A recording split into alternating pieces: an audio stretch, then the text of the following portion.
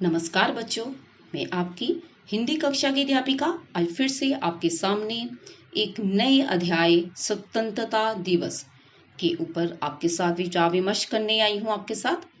तो सबसे पहले आप सबको 75वें स्वतंत्रता दिवस की हार्दिक शुभकामनाएं। बेटा जी, हम सब आज हमारा पूरा भारत 75वां स्वतंत्रता दिवस मना रहा है। हमें ये स्वतंत्रता कैसे मिली? ये स्वतंत्रता हमें ऐसे ही नहीं मिल गई है। इसके लिए हमारे कई दिग्गजों ने अपनी जानें कुर्बान की हैं। भगत सिंह, लाल बहादुर शास्त्री जी, सुभाष चंद्र बोस जी, वीर सावरकर, ना जाने कितने ही देशभक्त ऐसे थे जिन्होंने अपनी जानों की परवाह न करते हुए अपनी कुर्बानियां दी थी। लेकिन 15 अगस्त 1947 को हमारा भारत आजाद तो हुआ, लेकिन 14 अगस्त 1947 की वो रात को ऐसा क्या हुआ कि जिसने सारी दुनिया को हिलाकर रख दिया था। मैं आपको आज आपके सामने 14 अगस्त 1947 की रात के बारे में आपके साथ विचार विमर्श करने आ रही हूँ।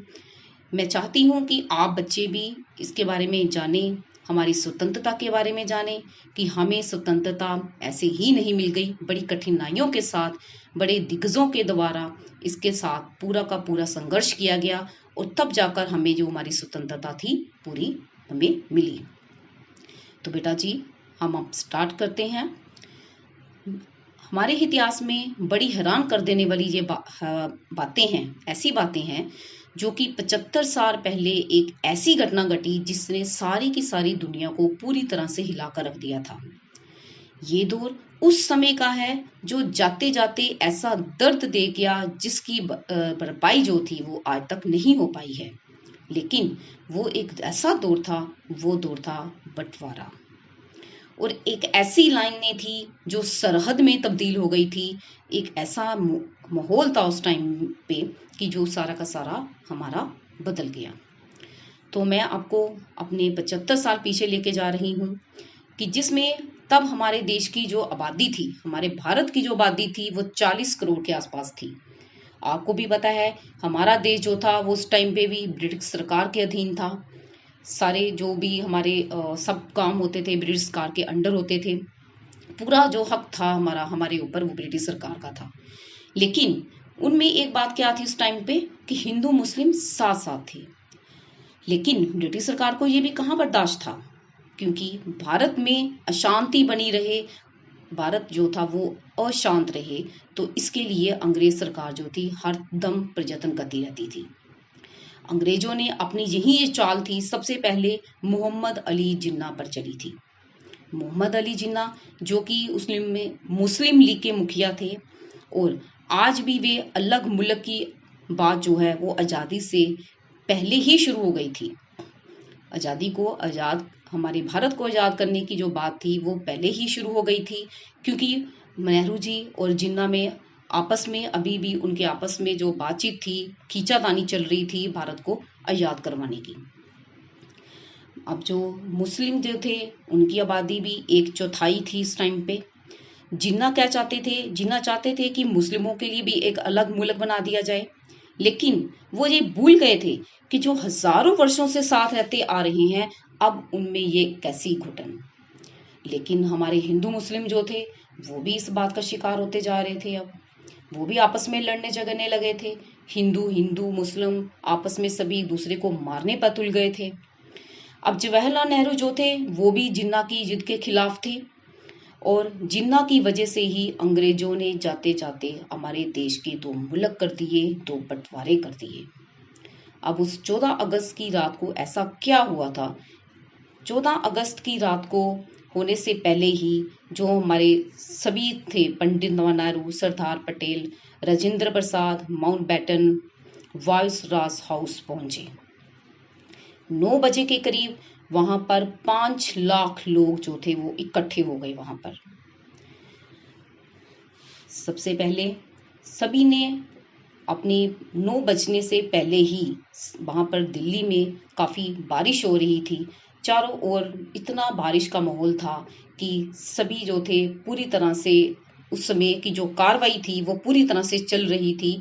लेकिन घड़ी के 12 बजने से पहले पहले ही सभी को उस कार्रवाई को निपटाना था। क्योंकि पंडितों के अनुसार पहले तो जो हमारा दिन था स्वतंत्रता के लिए रखा गया था, हमारे दिवस को स्वतंत्रता के लिए उन्होंने डेट तय की थी 3 जून 1948।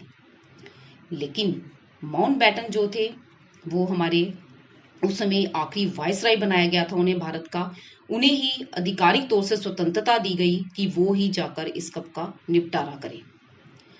लेकिन माउंटबेटन जो थे उन्हें भी ये कहाँ मंजूर था। उन्होंने 15 अगस्त की रात को वो चाहते थे कि वो उन्हें आज़ादी से आज़ादी मिल जाए, क्योंकि उस समय जो जन आंदोलन था वो पूरे जोरों पर चल रहा था।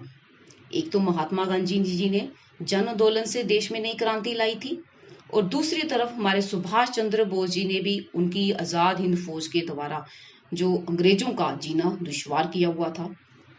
और ऊपर से दूसरे विश्व युद्ध के बाद भी अंग्रेज सरकार में इतना दम नहीं रहा था कि वो भारत पर अपना पूरी तरह से शासन चला सके, क्योंकि सब और जो तो जन आंदोलन जो था वो पूरी तरह से हावी हो रहा था अंग्रेजों पर। अब अंग्रेज भी चाहते थे कि वो जल्दी से यहाँ से रवाना हो जाएं, लेकिन रवाना तो वो हुए लेकिन साथ में हमारे देश के 2 टुकड़े कर गए।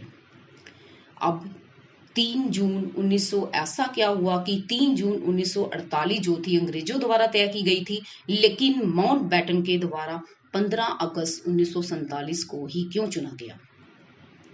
15 अगस्त 1947 को इसलिए चुना गया क्योंकि हमारे जो पंडित जोशी थे उन्होंने कहा कि वो दिन हमारे लिए शुभ नहीं है।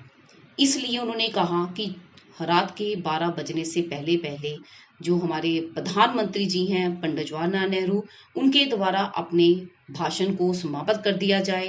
11:52 पर अपने भाषण को जल्दी से समाप्त कर दिया जाए और 12 बजे तक पूरा हमारे देश को स्वतंत्र माना जाए, क्योंकि 12 बजे का टाइम जो वो शुभ था। 15 अगस्त हमारे लिए शुभ नहीं थी, लेकिन 12 बजे के पहले, क्योंकि 12 बजे अंग्रेजों के लिए शुभ होता था क्योंकि उनका दिन स्टार्ट होता था वहीं से।